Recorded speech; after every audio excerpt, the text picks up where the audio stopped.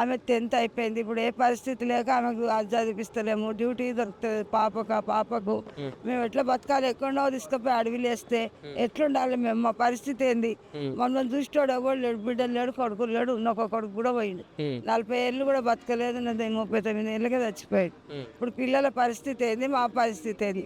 వాళ్ళు ఎక్కడనో తీసుకుపోయి ఇల్లు ఇస్తే అని పీనుగెళ్ళ ఏమేంటి దావా హ్మ్. మేము ఎట్లా బతకాలి? హ్మ్. చెప్పు.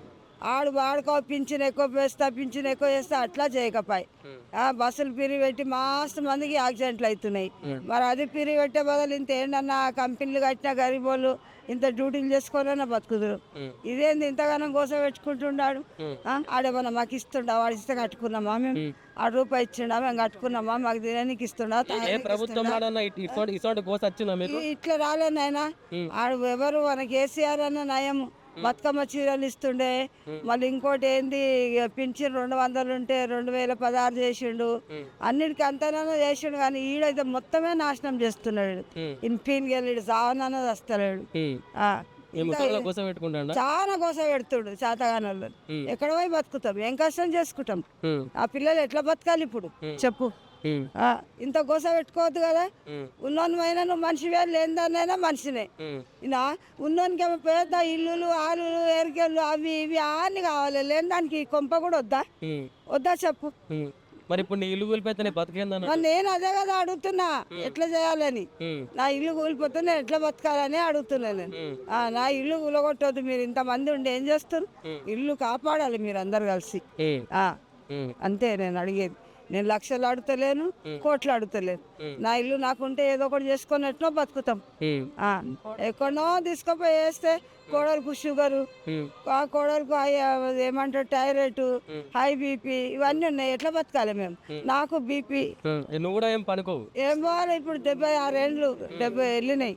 ఎట్లా చేయాలి పని చెప్పు నువ్వు? ఎట్లా బతకాలి? బతుకులు ఇంతే. ఇంటి ముంగట ఏమన్నా ఇంత మెప్పుగా బజ్జీలను నమ్ముకొని బతుకుదామని చూస్తున్నా. ఈడికెళ్ళి కూడా పోతే అవి కూడా లేవు. ఇక ఎన్న వాడాలి, సావాలి, ఏమన్నా తెచ్చుకోవాలి, పోసుకోవాలి. అలా పోయాలి, మేము పోసుకోవాలి. మరి ఏం చేస్తారు? నీకుంటే తినంగానే అయిపోతుందా? అట్లా ఎందుకంటే అంటున్నావు? మీరు తింటే సరిపోతుందా? మాకు కూడా కావాలా వద్దా చెప్పు? ప్రతి మనిషికి నువ్వు మటన్తో తిన్నా మాకు పప్పు అన్న కావాలి, కారం అన్న కావాలి. ఉండాలన్నా వద్దా చెప్పు? ఏది వద్దంటే ఎట్లా బతాం? ఎక్కడో తీసుకొని అడవిలో వస్తే ఎట్లుండాలి చెప్పు? మళ్ళా రేవంత్ రెడ్డి ఏడిపిస్తాడు. మరి వాడే ఏడిపిస్తుండు. ఇన్ని రోజులు మంచిగానే చచ్చినాం. ఆడు చేయబట్టే ఏడుస్తున్నాం. ఆడు చేయబట్టే అన్ని బాధలు వస్తున్నాయి. అంతా గరీబోలే మా బస్తీలో. ఎవరు ఉన్నోళ్ళు అయితే గసలు బస్తీలు ఉంటారా? ఉన్నోళ్ళు అయితే ఇట్లా పెద్ద పెద్ద బిల్డింగ్లు కట్టుకొని మంచి మంచి జాగాలలో ఉంటారు. గరీబోళ్ళం అయిపట్టుకే కదా ఆడ చచ్చినాం. అంటే ఎన్ని రోజులు ఈ మూసి కంపులు ఉంటారు? బాగు చేస్తాను అంటున్నాడు. బాగు చేయాలి. ఆడు చెయ్య అంటుండ. ఆడు చేస్తానే అంటుండు. ఇల్లు తీసేస్తా అంటుండు. ఇల్లు తీసేసి చేస్తాడంట. మా ఇల్లు నుంచి చెయ్యి. గరీబ్ వాళ్ళకి సాయం చేసినట్టు అవుతుంది. మా ఇల్లు మాకు కొంచెం నువ్వు అది మంచిగా చేయి. అప్పుడు నువ్వు సాయం చేసినట్టు అవుతుంది. ఇట్లా గోడలు కట్టు, అక్కడిక్కడ మంచిగా నీళ్ళు సాఫ్ చేయి. ఇంత పార్కు గీర్కు చేయి, పిల్లలు ఆడతాటు. అది చేయకుండా ఎవరు బతకాలి? బతకని అన్న బతకని. నీ ఇష్టం వచ్చినట్టు నువ్వు తీసేస్తా అంటే ఏమన్నట్టు? నువ్వు ఇచ్చినావా? నువ్వు ఇస్తే మేము కట్టుకున్నామా చెప్పు? ఇచ్చినావా? నువ్వు ఇస్తే మేము కట్టినామా చెప్పు? మళ్ళా ఎందుకు ఏడుస్తున్నావు? కాదు, మళ్ళీ నువ్వు ఇచ్చినావా మా ఇల్లు తీస్తందుకు? నువ్వనివి తీయనికి కట్టిస్తే వెళ్తావా వెళ్ళవా? ఇప్పుడు నా పేరు మీద కాగితాలు ఉన్నాయి. నువ్వు ఏం చేసినా నువ్వు వెళ్తాను, నీకు అధికారం ఉంది. ఎందుకంటే నీకు పేరు మీద చేసినా కాబట్టి. అట్లా నువ్వు నాకేమన్నా ఇచ్చినావా? కట్టించినావా? ఏం కట్టియలేవు. నీకేం అధికారం అన్ని ఇల్లు తీయనికి చెప్పు? దోమలు ఎందుకు? దోమలు అంటే మేము ముసినది ఉంది, దోమలు ఉన్నాయని ఎక్కడో పోయి సావాలి. మేము వాడినే ఉంటాం. మా ఇంట్లో మేము మంచిగా చేపించుకుంటాం. మీ వాళ్ళు కాకుండా రేపు చేపించుకుంటాం. కదలం మా బాణాలు తీయండి. అయితే అవసరం పని ఉంటే ఆడు చేస్తాడు. ఇవాళ మేము తెస్తానే వాడు చేస్తాడు. సచ్చి సావు ఎవరికైనా వెనక ముందు ఉంది అంతే. వచ్చి ఎప్పుడు గుంజకు అవసరం పోసుకొని బతకరు. గురుగులు అవసరం పోసుకొని గుంజను కట్టేసుకోరు. ఎప్పటికైనా వచ్చేది పోం. మేము పోం. మూసి పక్కన ఉన్న వాళ్ళకు ఇప్పుడు మూసి పక్కన దోమలు వస్తున్నాయి, ఈగలు వస్తున్నాయి అని అంటున్నావు కరెక్టే. కానీ ఈ రోజుతోని జనాలు అక్కడ సావడం లేదు. ఈ రేవంత్ రెడ్డి రావడంతో జనాలు హార్ట్ అటాక్ వచ్చి బీపీలు ఎక్కువైపోయి వాళ్ళ హెల్త్ ప్రాబ్లమ్స్తో చస్తున్నారు ఈరోజు. మరి ఆయన వచ్చిన కొత్తలో ఈయననే మంచిగా చేస్తాడు, అందరికి ఇండ్లు లేని వాళ్ళకి ఇండ్లు ఇస్తాడు, భూములు లేని వాళ్ళకి భూములు ఇస్తాడు. ఇట్లా జరిగిందిగా గత ప్రభుత్వంలో, ఇట్లా జరిగింది. ఈ ప్రభుత్వం అన్న వస్తే చాలా ప్రజలకు న్యాయం జరుగుతుంది అనుకుంటే ఈ ప్రభుత్వం వచ్చినాక ఇంకా ప్రాబ్లమ్స్ అవుతున్నాయి. ఇంకా చాలా అసలు చెప్పలేనన్ని ప్రాబ్లమ్స్ వస్తాయి. ఇప్పుడు మూసీ సుందరీకరణ కావాలంటే మూసీలో అటు ఇటు వాల్ కట్టి నువ్వు నీళ్ళు మంచిగా పోయేటట్టుగా చేసి అక్కడ దోమలు లేకుండా ఈగలు లేకుండా ఇవన్నీ ఎవరు చేయాలి? గవర్నమెంటే కదా బాధ్యత. ఎవరిది బాధ్యత? గవర్నమెంట్. ఓట్లప్పుడు ఏం చెప్తుంది? మీకు అన్ని సౌకర్యాలతో అన్ని చేస్తాం. మరి ఇది ప్రజలను తీసి రోడ్డు మీద వేయడమా? హైడ్రా ఎవరి కోసం? హైడ్రా మా కోసం కాదు కదా. ప్రజల్ని పెట్టి హైడ్రా ఎవరైతే 100 ఎకరాలు 30 ఎకరాలు 20 ఎకరాలు ల్యాండ్ తీసుకున్న వాళ్ళకు వాళ్ళ మీద హైడ్రా పనిచేయాలి. కానీ ఈ 30-40 గజాలు 50 గజాలు 100 గజాల మీద హైడ్రా పనిచేసే అవసరం లేదు. హైడ్రా ఇప్పుడు బాపుగాడి దగ్గర పక్కన ప్రైవేట్ వాళ్ళు పెద్ద పెద్ద బిల్డింగ్లు కట్టుకోరు.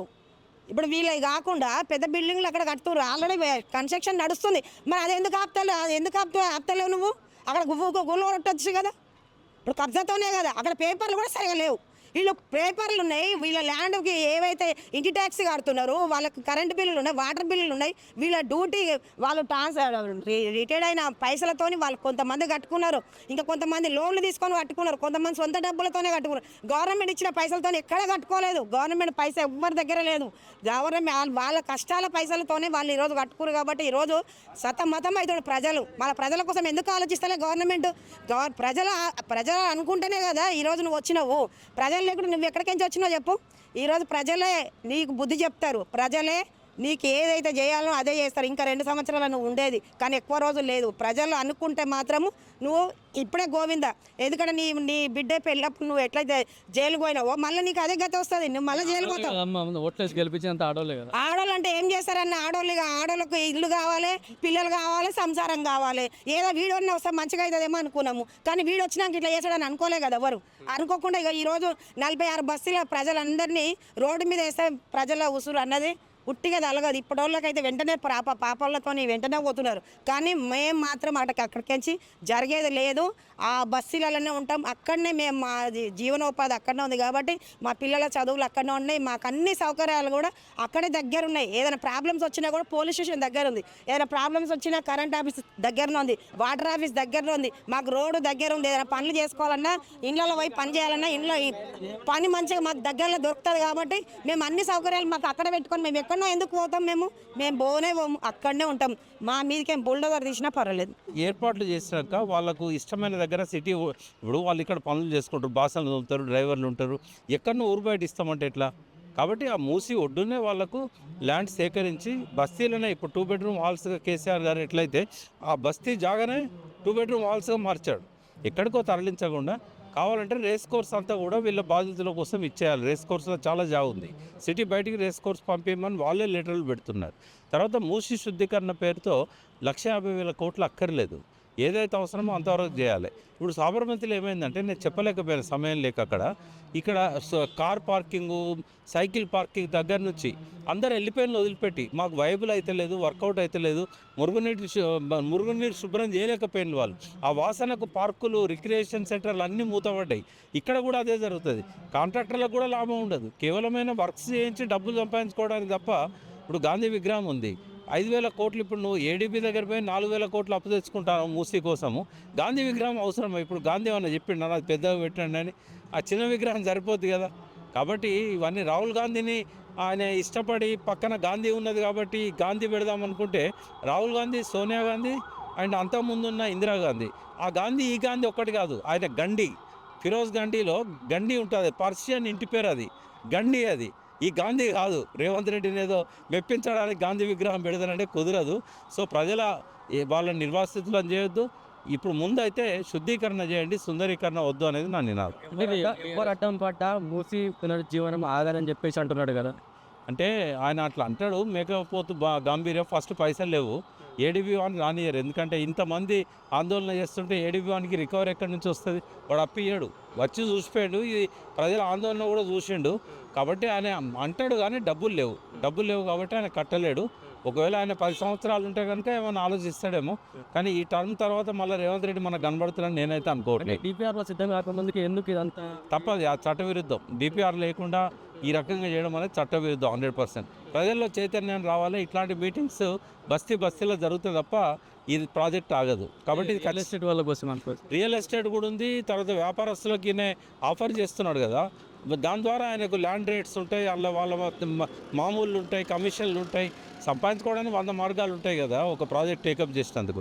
అంటే ప్రపంచంలో ఏ ప్రాజెక్ట్ కూడా సక్సెస్ కాలేదు. కాబట్టి మూసీ సుందరీకరణ ప్రాజెక్ట్ కూడా ఫెయిల్ అవుతుంది. దానికోసం ఇంతమందిని ఇబ్బంది పెట్టడం వద్దు అనేది.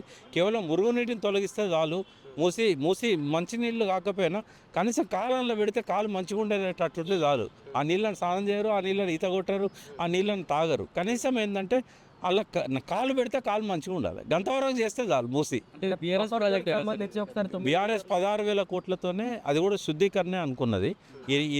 ఈ రివర్ బెడ్ దీన్ని అంతా కూడా మనం సుందరీకరణ సాబర్మతి లాగా చేయాలని అనుకోలేదు. ప్రపంచంలో 9 మీటర్లు తగ్గించాలి. చట్ట ప్రకారం 50 మీటర్ల నుంచి 100 మీటర్లు ఉండాలి. బట్ దాన్ని 10 మీటర్లకు తగ్గించాలి. విధ్వంసమైన ప్రభుత్వం ఇది ఒక్క మంచి పని చేస్తలేదు. కూల్చివేతలు తప్ప ఏం లేదు. పర్లేదు. వికలాంగుల ఇల్లు కూడా వదిలిపెట్టలేదు మావునార్ల.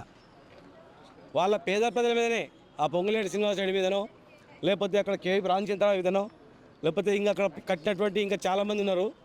మూసీలోనే కడుతున్నారు. ఇప్పుడు ఇంకా పెద్ద పెద్ద కాంప్లెక్స్ కడుతూ ఉన్నారు. వాళ్ళ మీద లేదు. పేదోళ్ళు ఎవడు అడగడం అనుకుంటున్నారు మీరు. ఇదే పేదోళ్ళు ఇలా మీరు మూసీలో కడుతున్నారు కదా పెద్ద పెద్ద బిల్డింగ్లు, ఏదో రోజు కూల్చేస్తారు. వీళ్ళ జోలికి వస్తే ఎవరు విడిచిపెట్టారు. వీళ్ళతో పెట్టుకుని ఎవడు బాగుపడలే. పేదోళ్ళు ఉసురు తగిలితే ఎవడు కూడా బాగుపడి ఇంతవరకు కూడా. మేము మా ప్రభుత్వంలో పేదవాళ్ళ ఇళ్ళలో ఎట్లా వాళ్ళు డెలివరీ అయితే ఎట్లా, వాళ్ళ పిల్లలకి ఎట్లా బట్టలు ఇవ్వాలి, ఆమెకు పెండికి ఎంత సాయం చేయాలి, అంగన్వాడీలో ఎట్లా గుడ్లు పెట్టాలి, అంగన్వాడీ కేంద్రంలో ఎట్లా పాలు ఇవ్వాలి, బాలామృతం ఎట్లా పెట్టాలి, వర్షాకాలం ఎట్లా ఫెసిలిటీ చేయాలి, స్లమ్లో ఏం డెవలప్ అట్టాలని చేసినాం. ఇదేంది మొత్తం ధ్వంసమే. పేదలు బతుకుతాయి దేశంలో. గాంధీ విగ్రహం కట్టాలంటే ఆనే ఉందా? మేము అంబేద్కర్ విగ్రహం కట్టినాము. మా కేసీఆర్ గారు ఒక ఇల్లు కూడా కొట్టినామా? చేయాల్సింది మూసి పచ్చాలంటే ఏదో పెద్ద పెద్ద బిల్డింగ్లు కట్టడం అందం చేయడం కాదు. అక్కడ పొల్యూషన్ అవుతుంది. ఫార్మా ఇండస్ట్రీస్, రకరకాల ఇండస్ట్రీస్ మొత్తం కూడా పొల్యూషన్ అయ్యి గ్రౌండ్ వాటర్ మొత్తం పొల్యూట్ అవుతుంది. అడంచెరు ఏరియాలో బోర్ వేస్తే ఎర్ర నీళ్ళు వస్తాయి. ఎక్కడ ఏం పొల్యూషన్ అవుతుంది? మూసి ఎక్కడ పొల్యూషన్ ఎవరు కలుపుతుండ్రు? దాన్ని చేసి ఎస్టీపీలను మంచిగా చేసి మంచినీరు ప్రవహించినట్టు చేయండి. కానీ వీళ్ళని ధ్వంసం చేస్తామంటే ఎత్తిపెత్తి ఊరుకోము. ఇలా శ్రీనివాస్ యాదవ్ గారు ఒక మీటింగ్ పెట్టిండు, మా గోసల శ్రీనివాస్ యాదవ్ గారు. రేపు ఇంకోరు పెడతారు. ఎవరు కూడా ఊరుకోరు. ఊర్లలో గురించి కూడా కదులుతారు. తిరగబడే పరిస్థితి వస్తుంది. వాళ్ళ దగ్గరకు వచ్చినైతే మాత్రం నేను కట్టే ప్లేస్ ఉంటే మంచిగా కట్టాలి. ఇవన్నీ ప్రక్షాళన చేయండి. ఇల్లు కొలగొట్టకుండా ఏమైనా చేయండి ప్లాన్ చేస్తే. మీరు ఉండేది ఇంకా 2.5 ఏళ్ళు. ఈ 2.5 ఏళ్ళు ఏం చేస్తారు మీరు? మళ్ళీ వచ్చే ప్రభుత్వం అయితే కాదు ఇది. మీరు కాంట్రాక్టర్కి టెండర్ చేసి ఇవ్వడం తప్ప ఎవడు కట్టనీయడు. 1 ఇంచు కట్టనీయడు. ఈ గడ్డ ఏంది? ప్రాణాలకు తెగించి కొట్లాడే గడ్డ ఇది తెలంగాణ. సాయుధ పోరాటం, నక్సల్బరి పోరాటం, తెలంగాణ పోరాటం, అనేక పోరాటాలు వచ్చినాయి. ఈ మూసీ ద్వారా ఇంకే విధ్వంసం అయితే ఇంకొక పిల్లలందరూ కలిసి ఇంకో పోరాటం స్టార్ట్ చేస్తారు తప్ప ఎవడు ఇట్లా కూర్చోరు. ఇంట్లో ఎవడు కూర్చోరు. ముస్లామి కూడా కూర్చోదు. ప్రభుత్వం వెంటనే ఆలోచన చేయాలి. బ్యాక్ వెళ్ళిపోవాలి. మీరు పేద ఇండ్లు కూలగొట్టకుండా ఏమైనా కార్యక్రమం చేయండి. డిపిఆర్ సిద్ధం చేయకముందుకు ఇదంతా ఎందుకు రాదంతమని. అరే నువ్వు డిపిఆర్ రాదాంతం ఎందుకు మరి? ఎందుకు ఆడ లొల్లి పెడుతున్నారు మరి? డిపిఆర్ సిద్ధాంతం రెడీ కాకముందు అన్నప్పుడు మా ఆడ పోయి 2 మార్కులు అవన్నీ వేయాల్సిన అవసరం ఉంది, రెచ్చగొట్టాల్సిన అవసరం ఉంది. డిపిఆర్లు నువ్వు ఇంట్లో కూర్చొని ఆఫీస్లో కూర్చొని తయారు చేయొచ్చు శాటిలైట్ ద్వారా. అక్కడ పోయి మార్కింగ్ చేయాల్సిన అవసరం ఏముంది? వాళ్ళు రెచ్చగొట్టాల్సిన అవసరమే ఉంది. నువ్వు ఎప్పుడో ఇంకా సంవత్సరానికి స్టార్ట్ అయ్యేదానికి ఇప్పుడు చేయాల్సిన అవసరమే ఉంది. నిజంగానే వాళ్ళని కూలగొట్టని పరిస్థితి లేనప్పుడు అవన్నీ ఎందుకు చెప్పాలి కదా? ప్రభుత్వం కూడా ఆందోళన చేస్తుంటే ఇల్లు కూలగొట్టామని చెప్పాలి కదా వాళ్ళకు. 450 అపార్ట్మెంట్లు ఉండేటువంటి అపార్ట్మెంట్ను కూలగొడతామంటారు. ఎట్లా వాళ్ళు పైసా కూర్చోబెట్టుకుని ఖర్చు పెట్టినటువంటిది. అంటే ఇట్లే మూసి పొంగి ఉధృతంగా ఇళ్ళని మునిగిపో. మరి ఆ బస్ స్టాండ్ ఎందుకు కట్టిండ్రు? పీకరింగ్ కట్టిండ్రా? గడి పీకరింగ్ కట్టిండ్రా బస్ స్టాండ్? ఇక్కడ మరి బోట్స్ క్లబ్ ఉంది, అవతల ఇంకో క్లబ్ ఉంది, అక్కడ బుద్ధ భవన్ కట్టిండ్రు. అవన్నీ ఎందుకు కట్టిండ్రు? బస్ స్టాండ్ మధ్యలో కట్టిండ్రు కదా మూసీలా. అది కరెక్టా? మరి మెట్రో స్టేషన్ కట్టింది కదా, అది ఎందుకు కట్టింది? మరి ఎందుకు కట్టింది అవన్నీ? ఎవడైనా కట్టాను కానీ అవన్నీ కూడా కొట్టాను. మరి అవన్నీ కూడా కొట్టిన తర్వాత అడిగి రండి. ఇంకేమేమి ఉన్నాయో ఇప్పుడు మూసిలో ఒకటి కడుతున్నాడు కదా పెద్ద హైరాజ్ బిల్డింగ్ ఎవడన్నా కట్టని అది చేయండి మరి. అవన్నీ ఎందుకు కడతారు, ఎందుకు కొడతారు? కనిపించదా? చూస్తేనే కనిపిస్తుంది కదా. అవన్నీ ఎందుకు కొడతారు మరి? మీరు మూసిలో కట్టేటి కొట్టరు, కట్టినేటి కొట్టరు. పేదలు వచ్చి బతుకుతుంటే దాన్ని కొడతామని భయపెట్టిస్తే వాళ్ళు తిండి తిప్పలు లేకుండా చస్తున్నారు రాత్రి పగలు. ఎప్పుడు పోతారో ఏం చెప్పిస్తారని. ఆ ప్లేస్లో మీరు ఉంటారనుకో మీకు ఏమనిపిస్తే ఆలోచన చేయండి. అంటే మూసీని నైట్ ఎకనామీగా మారుస్తా అంటున్నాడు కదా. అరే ఎక్కడ ఎకానమీ ఉందా బాబు? ఒక్క పని చేసింది లేదు ఇప్పటివరకు కూడా. ఏం ఎకానమీ చెప్పాల్సి చెప్పు. ఇప్పుడు అక్కడ ఫ్యూచర్ సెట్ చేస్తామంటారు కదా, అది చేయమనండి పోనీ. అక్కడ ఏం కొట్టేది లేదు కదా, అక్కడ పోయి చేయమని చెప్పండి. అది ముందు అది చేసి కంప్యూటర్కి రమ్మని చెప్పండి. ఎందుకు ఇవన్నీ కాంట్రవర్షియల్ అవన్నీ చేయడం లేదు. ఇదంతా డెవలప్మెంట్ చేశారు, మూసీ రివర్ డెవలప్మెంట్ అనుకో. ఇట్లా ఇన్ని లేవు భయ్, ఇన్ని లేవు. 32 ఎస్టీపీలు కట్టినాము. తర్వాత మీరు చూడండి 6 కిలోమీటర్లు స్ట్రెచ్ చేసినాం, డెవలప్ చేసినాము. అవన్నీ లేవు అట్లా. ఇంత ఇట్లా లేదు. మరి వాళ్ళకి ఎవరు ఐడియా ఇస్తుండ్రో? ప్రభుత్వం కూలిపోవాలని ఐడియా ఇస్తుండ్రా, లేకపోతే ఇంకేం చేయాలని ఐడియా ఇస్తుండ్రా? వాళ్ళే ఆలోచన చేసుకోవాలి అట్లా. అంటే ప్రతిపక్షం కావాలని దీని మీద విషయం బురదలే ప్రయత్నం చేస్తుంది అని చెప్పేసి ముఖ్యమంత్రి గారు స్వయంగా చెప్తున్నారు కదా. ఇక చూడండి, పబ్లిక్ల నుంచి వచ్చినది ప్రతిపక్షం అన్న తర్వాత వాళ్ళ పక్షాన్ని నిలబడి మాట్లాడతారు. కావాలని చేసింది అయితే కాదు ఇది. ఎవరు కూడా ప్రభుత్వమే కావాలని చేస్తుంది. వాళ్ళపైన ప్రభుత్వమే కావాలని చేస్తుంది. నువ్వు డెవలప్మెంట్ చేయండి. ఇప్పుడు గాంధీ విగ్రహం మేము అంబేద్కర్ విగ్రహం కట్టినాం. అక్కడ మనం గూడ కొట్టినామా? అట్లనే వేరే ఒక దగ్గర 50 ఎకరాల పెంచి గాంధీ విగ్రహం ఇంకా అంతకన్నా పెద్ద కట్టండి, బ్రహ్మాండంగా పెద్ద పార్క్ చేయండి. అక్కడ పక్కల హిమాయత్ సాగర్ దగ్గర ఉంది కదా, ఉత్తర సైడు పెద్ద ల్యాండ్ ఉంది, అందులో అద్భుతంగా కట్టండి. చూడడానికి హిమాయత్ సాగర్ ఉంటుంది, పెద్ద పార్క్ ఉంటుంది, ఎకో పార్క్ ఉంటుంది, పక్కల నిబంధనలకు లోబడి బ్రహ్మాండం కట్టండి. ఎయిర్పోర్ట్ దగ్గర ఉంటుంది, ప్రపంచ దేశాలు వస్తాయి చూడడానికి. అక్కడ కట్టి వీళ్ళు ఊలగొట్టి కడితే వాళ్ళు ఉసురు తీసి తగిలి ఇవ్వకుంటారు చెప్పండి. అంటే ఇప్పుడు గాంధీ విగ్రహానికి మేము జీవో కూడా విడుదల చేయలేదు, వీళ్ళు ఎట్లా మాట్లాడుతున్నారు అని చెప్పేసి అదే మాట ఎవరైనా ఇవ్వండి, మేము కట్టమా ఉట్టి మాటలు కడితే మమ్మల్ని చెప్తూ కొట్టారని చెప్పి ప్రభుత్వం నుంచి అధికారి పోయి చెప్పండి, ఒక ఆఫీసర్ పోయి సార్ మేము ఉట్టి మాటలు ఇవన్నీ తప్పు మీరు నమ్మొద్దని చెప్పండి. ఎవరైనా పోయి చెప్పండి, ప్రభుత్వం నుంచి ఆఫీసర్ పోయి చెప్పానండి, లేకపోతే జిల్లా మంత్రి పోయి చెప్పానండి, నాదే బాధ్యత అని చెప్పి. కడితే మా ఇల్లు కొడితే మా ఇల్లు మీరు అందరూ చుక్కలు కొట్టారని చెప్పి ధ్వంసం చేయడం చెప్పానండి. పక్కనే పొంగులేరు శ్రీనివాసరెడ్డి ఇల్లు కట్టింది కదా, అక్కడనే ఆయన ఒక స్టేట్మెంట్ ఇవ్వండి, మీ ఇండు కొలగొట్టాము, ఒకవేళ మీ ఇండు కొడితే ఏదో ఒక రోజు మీరు అందరూ వచ్చి మా ఇల్లు కూడా తగలబెట్టారని చెప్పి స్టేట్మెంట్ ఏమని చెప్పండి. నమ్ముతారు అప్పుడు అట్లా. గత టీఆర్ఎస్ ప్రభుత్వం కానీ ప్రస్తుత కాంగ్రెస్ ప్రభుత్వం కానీ లేదంటే బీజేపీలో ఉన్న 48 మంది కార్పొరేటర్లు కానీ ఎవరు కూడా పేదల బతుకులు మార్చిన వాళ్ళు కాదు. ఈ పేదల బతుకులు మారాలంటే బస్తీల నుండి లీడర్లు కావాలి, బస్తీల నుండి కార్పొరేటర్లు కావాలి. అంబేద్కర్ విగ్రహము 150 కోట్లు పెట్టి కడితే కూడా ఇప్పుడు 2.5 సంవత్సరాలుగా తాళమేసి ఉన్నది. దానికి ₹1 కూడా మెయింటెనెన్స్కి ఇవ్వట్లేదు. ప్రపంచ మేధావి అంబేద్కర్, భారత రాజ్యాంగ నిర్మాత అంబేద్కర్, తెలంగాణ ఇవాళ అంబేద్కర్ రాజ్యాంగంలో ఆర్టికల్ 3 రాశాడు కాబట్టి వచ్చింది తెలంగాణ రాష్ట్రం. మరి ఇట్లాంటి వచ్చిన తెలంగాణలో ఆయన అంత గౌరవప్రదంగా అక్కడ అంబేద్కర్ విగ్రహం పెట్టారు. ఒక్క ఇల్లు కొలచకుండా పెట్టిన బీఆర్ఎస్ ప్రభుత్వం. దానికి నేను బీఆర్ఎస్ ప్రభుత్వాన్ని అభినందిస్తున్నా. ఇవాళ దానికి పోటీగా అంబేద్కర్ విగ్రహానికి పోటీగా గాంధీ విగ్రహాన్ని తీసుకురాబోతున్నారు. మరి ఇక్కడ ఒక్క పేదల ఇల్లు కొలలే. మరి ఇవాళ ఇప్పటికే లక్ష మందికి పైగా నిర్వాసితులు అవుతున్నారు. ఇప్పటికి దాదాపుగా 500-600 మంది ఇల్లు కూలగొట్టిండ్రు.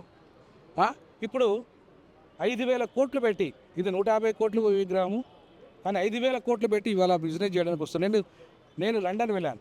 నేను థేమ్స్ నగరంలో ఉన్న మొత్తం మోడలన్నీ ఇది వెళ్ళాను. అక్కడ బ్లాక్స్ ఎవరైతే ఉన్నారో పేదలు, కనీసం పేదల బస్తీలు ఉన్నాయో ఆ పేదల బస్తీలో థేమ్స్ నగరం చుట్టూ ఉన్న పేదల బస్తీలకు వాళ్ళకి వాటా ఇచ్చారు బిజినెస్లో. ఇవాళ మొత్తం థేమ్స్ నగరం చుట్టూ ఉన్న మొత్తం బిజినెస్ అంతా కూడా బ్లాక్స్ ఉంటారు అక్కడ. మరి ఇక్కడ ఉన్న పేదలకు ఇస్తారా వాటా? అక్కడ ఒకవేళ 5,000 కోట్ల రూపాయల బిజినెస్ చేస్తే మీరు దాంట్లో పేదల వాటా ఎంత? వాళ్ళకి మంచి ఇండ్లు ఇస్తారా? ఇవన్నీ చర్చ జరిగిన తర్వాతనే మూసి ప్రక్షాళన జరగాలి. అప్పటిదాకా జరగడం లేదు. ఖచ్చితంగా మేము అడ్డుకొని తిరుగుతాం. బస్తీ వాసులతో కలిసి పోరాటం చేస్తాం. 3 నెలల బస్తీ యాత్రను కూడా మేము చేపట్టబోతున్నాం ఆర్పీ పార్టీగా. అంటే ఏ పార్టీ వచ్చినా కూడా పేదలనే టార్గెట్ చేసి వాళ్ళని ఇండ్లు కూలుస్తాయి. ఎస్, అదే నేను అంటున్నా. ఇవాళ బీఆర్ఎస్ కూడా మీరు చాలా చిత్తశుద్ధితో ఈ పేదల కోసం కొట్లాడండి, నిలబడండి, పేదల పక్షాన కలిసి ఉండండి. మీరు గతంలో చేసిన తప్పులను కూడా ఇప్పుడు సరిదిద్దండి. మీతో కలిసి పనిచేయడానికి మేము కూడా సిద్ధమవుతాం. ఎవరైతే బీఆర్ఎస్ పార్టీ 125 అడుగుల విగ్రహం బాబాసాహెబ్ అంబేద్కర్ని పెట్టి ఇవాళ ఆయన పెద్దగా గౌరవించిందో, ఆయనకు పోటీగా పెడుతున్న గాంధీ ఈ దళిత ద్రోహి గాంధీ, బీసీ ద్రోహి గాంధీ, ఎస్టీ ద్రోహి గాంధీ, మైనార్టీ ద్రోహి గాంధీ, ఇవాళ మహిళల ద్రోహి గాంధీ, అట్లాంటి గాంధీని తీసుకొచ్చి మళ్ళీ మా మీద రుద్దాలని, మమ్మల్ని బానిసలు చేయాలని ఈ రేవంత్ రెడ్డి చూస్తున్నాడు. ఖచ్చితంగా రేవంత్ రెడ్డికి రానున్న రోజుల్లో పేదల యొక్క ఓటు శక్తి ఏందో, పేదలు తిరుగుబాటు చేస్తే ఏమవుతుందో, కాంగ్రెస్ ఎట్లా భూస్థాపితమైందో చూపిస్తాం. తప్పకుండా ప్రతిపక్ష పార్టీలను కూడా ఈ విషయాల్లో కలిసి రావాలి. ముఖ్యంగా బీఆర్ఎస్ కేసీఆర్ గారు పేదల పక్షాన్ని నిలబడాలని ఈ సందర్భంగా ఆర్పీఐ పార్టీగా నేను డిమాండ్ చేస్తాను. కేవలం గాంధీ కుటుంబం లబ్ధి కోసం పొందడం ఖచ్చితంగా ఖచ్చితంగా. ఎందుకంటే ఆ మొత్తం అదానీ అంబానీలు, ఇండైరెక్ట్గా ప్రియాంక గాంధీ, ఈ ప్రాజెక్టు మొత్తం వెనుక ఉందంతా ప్రియాంక గాంధీ.